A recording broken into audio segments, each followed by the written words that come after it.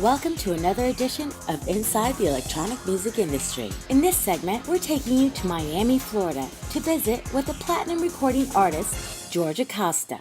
When you walk into his studio, it becomes a lot more clear how organically connected this man is to his music, how diverse he moves his talent to be, and how far back his music production really goes.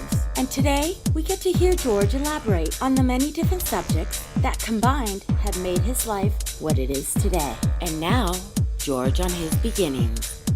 Hi, I'm George Acosta, and I am a DJ producer. Since 1992, I've been doing records. I had a lot of success in Europe, and especially in Germany.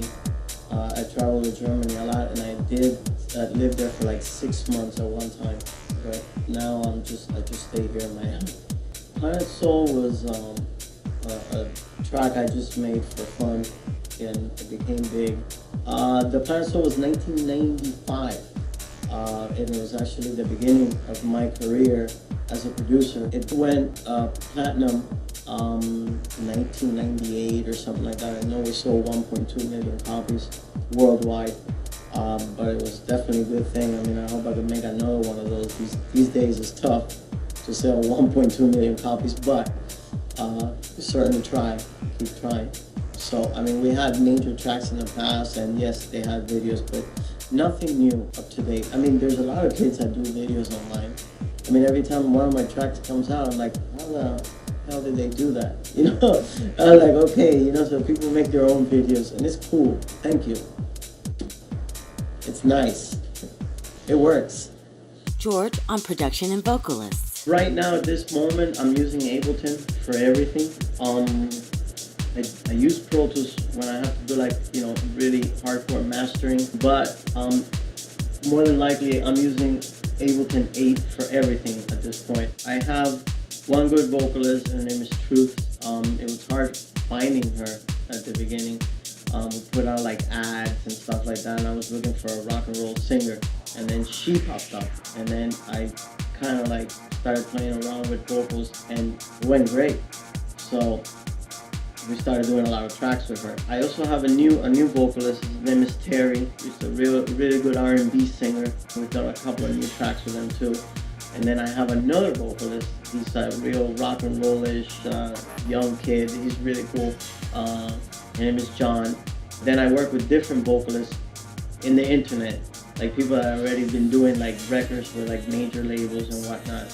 And then we do collaborations with them. So kind of like a lot of people. It takes a lot of work, and I don't do it by myself. I have a lot of help with like different partners and different people. I gotta be here on the internet listening to how they do the vocals, and I'm like, okay, that's not that way. I'll sing it this way, and it's tough, but it works out. I mean, thank God for fast internet these days. If without that, I mean, we would be nothing right now. So that's how we do it. George on his labels. Grooveman Recordings, now we've restarted it again as a digital label, and it's doing pretty good. I try to feature like new artists and people that I kind of like work with, and let's see where that takes us, at this point.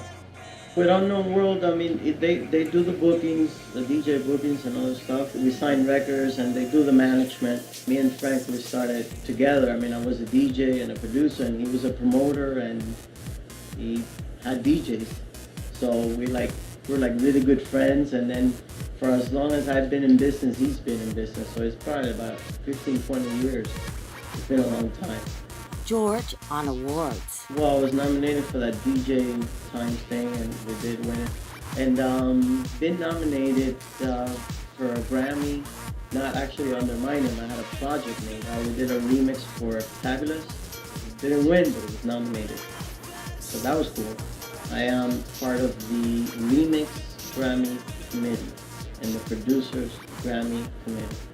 So I'm one of the judges. They asked me, since I've been in the business for so long, and I have like over like 300 releases or something, I thought it was cool. I never thought that I would be a part of the Grammy Committee and actually get to pick and choose tracks that would be nominated for those different genres. So I was like, great, thank you. So I yet have to do my first one. It's gonna be this year, for sure. George on Dance for Life. Dance for Life is an organization against AIDS. It's an AIDS awareness like worldwide, and they dance for that cause. And I was asked to be an ambassador for the U.S., like Tiesto is for the Netherlands and Europe and whatnot. I always like to help, and promote positive things, So when they asked me, I was like, yes, please, I want to do it. We've done a song for them, and I think it's on their website, if I'm not mistaken. It's doing good, and whatever we could do to help worldwide, that's what it's all about. So that it's basically for a good cause. George on Lost World. The show that we do weekly is called The Lost World Show. I've been with Sirius for like 5 years now, and the show does great, and I'm thankful for everybody that listens.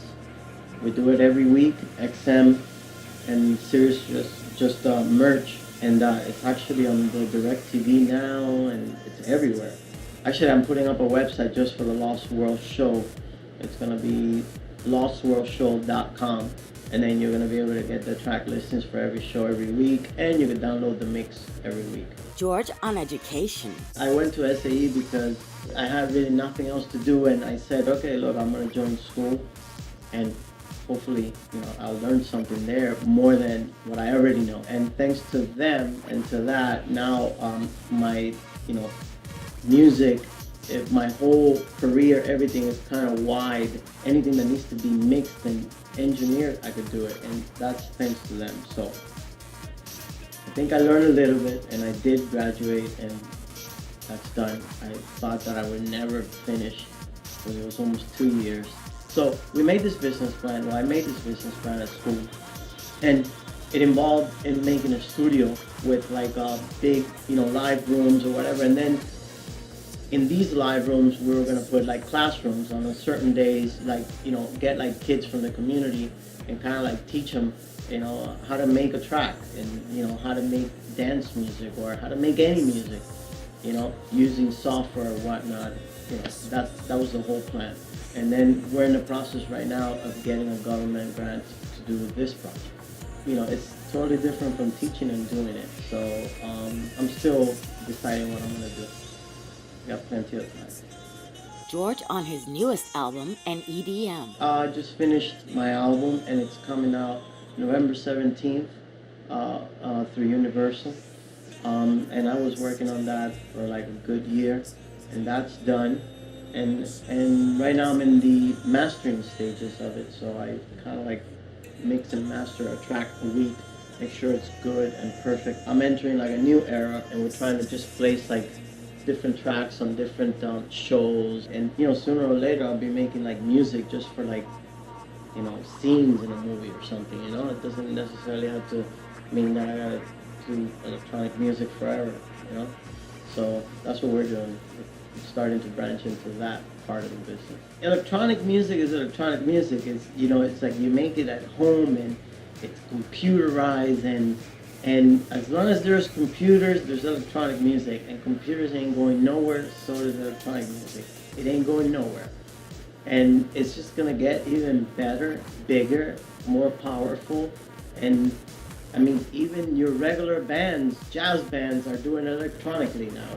It's like, it ain't going nowhere. It's gonna get bigger, better. You can DJ out of it, you can make music out of it. You could do anything. You can make it talk to you if you wanted to. So, it ain't going nowhere. And it's just gonna get bigger and better. George with some great advice. In order to make it, you definitely have to be unique. But, I would just say, don't stop producing, or don't stop because you think like, oh my God, I have no chance, because this is bullshit. It's not true. You will make it. If you try hard enough, eventually you will make it. That is a fact. It's just like hitting on a wall real slow, forever. There's gonna come a point that it's gonna break. Even though if you're hitting it slow, it might take you 10 years, it might take you 20 years, but you will make it. I never thought I would make it. I just did this as a hobby.